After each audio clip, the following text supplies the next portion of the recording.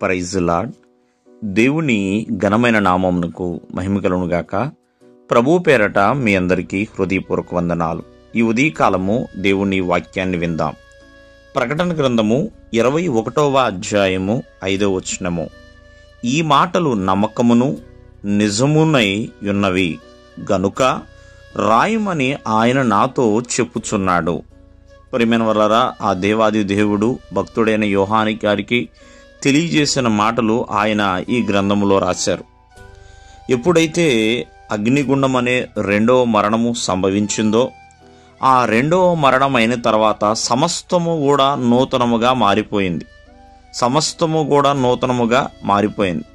అలా మారటానికి ప్రియమైన వారలారా, మరి సమస్తము ఈ భూమి మీద ఆ దేవాది దేవునికి శక్తి ఉన్నది. సృష్టికర్త ఆయన కాబట్టి సమస్తము, భూమి కావచ్చు, ఆకాశము కావచ్చు, సమస్తము మరి నూతనంగా మార్చబడ్డాయి. సముద్రము లేదు. మరి యెరూషలేము, నూతన యెరూషలేము అనే పరిశుద్ధమైన పట్టణము ఎంతగానో సిద్ధపడి ఉంది.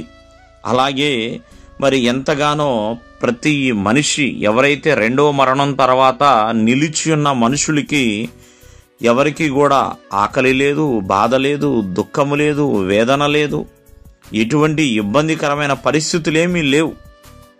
అవన్నీ కూడా జరుగునని దేవుని యొక్క గొప్ప స్వరము మరి యోహాను గారికి వినబడింది. గొప్ప స్వరము, గొప్ప దర్శనము, ఇవన్నీ కూడా యోహాను గారు తన దర్శనమందు చూస్తున్నాడు.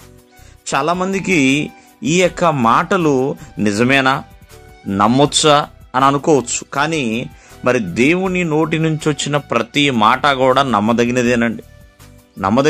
అందుకని ఇక్కడ రాయబడింది, ఈ లోకములో, ఈ భూమి మీద బ్రతికుండంగా మనము ప్రభువును తెలుసుకుని, ప్రభు రక్షకుడిగా గుర్తించి ఆయనలో బాప్తిసము పొందినప్పుడు, ఎప్పుడైతే మనము ఆ జీవ గ్రంథములో పేరు కలిగి ఉంటామో ప్రియమైన వారలారా, వారందరూ కూడా నూతన యెరూషలేములో నివాసం ఉండడానికి దేవుడు సహాయం చేస్తాడు. అందుకని ఈ మాటలు నమ్మకమును నిజమునై ఉన్నవి రాయండి అని భక్తుడైన యోహానుతో దేవుడు చెప్పి ఉన్నాడు.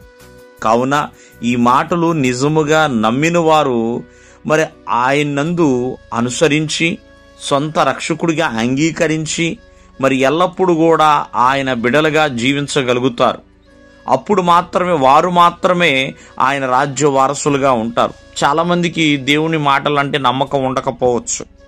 కానీ ఎప్పుడైతే నువ్వు నమ్ముతారో నిజముగా, అప్పుడే ఆయన అంగీకరించినట్లండి.